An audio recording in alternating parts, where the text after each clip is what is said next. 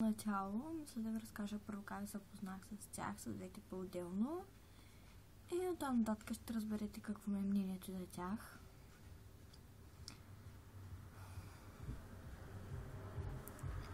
Значи с Румито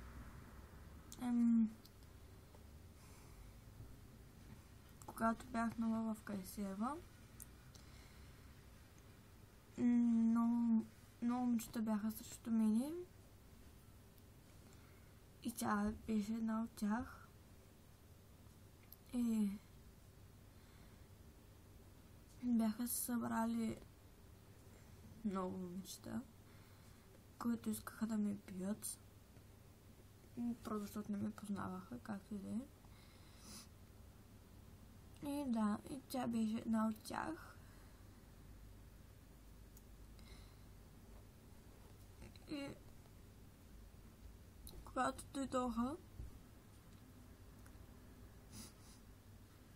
Румяна ме извика на една страна, пред тях се казваше, че нещо искала да ми каже, смисъл да ми се скара там за нещо един вид. И когато отидахме,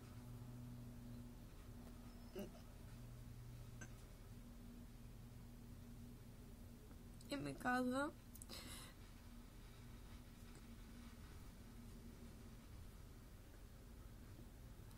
ми да не се притеснявам.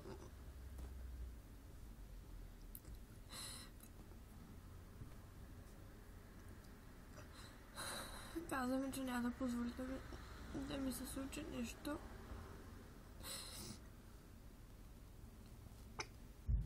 И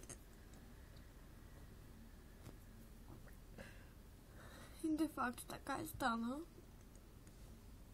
Никой нищо повече не ми каза.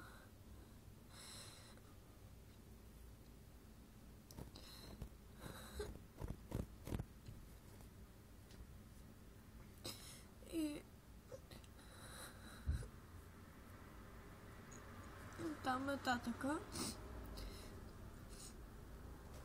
пред момичетата ми се правеше на смисъл. Правеше, че не ме защитава, нали, че тя е срещу мене. И когато бяхме двете, ми казваше какво е ставало винаги.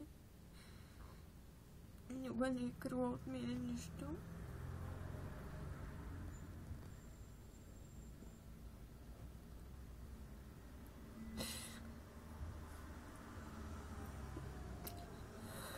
Преди да замина, 2 месеца някъде преди да замина, дойде в училище. Не се бяхме виждали 1 месец. И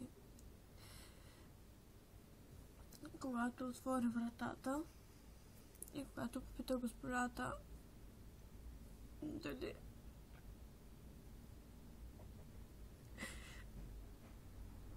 дали това е нашия клас, и когато чух гласа ѝ,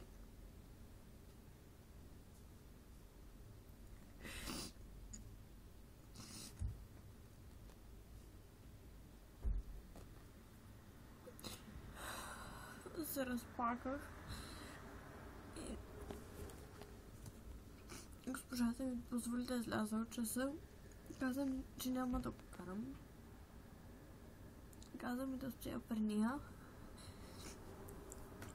Стояхме, плакахме. И това беше последния път, който се видяхме. И де факто не съм я виждала от почти 5 месеца.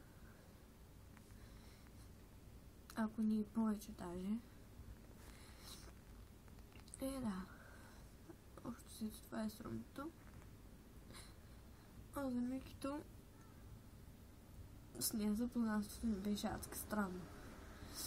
Беше ми писала във Фейсбук, когато също бях нова в Кайсева градина.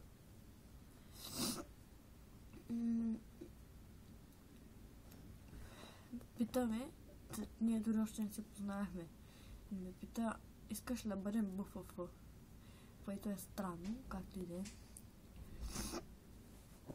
Не. Аз казах там, нали, че все пак още не се познаваме. И така, писахме се. Дойде лятото и се излязохме. Забавлявахме много. После в училище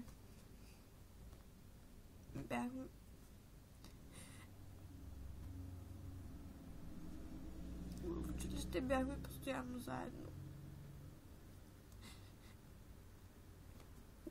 Никога не ме оставила сама.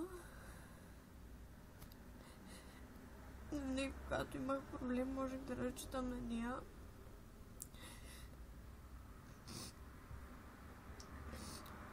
И общо взето, да. Аз искам ме липсват и двете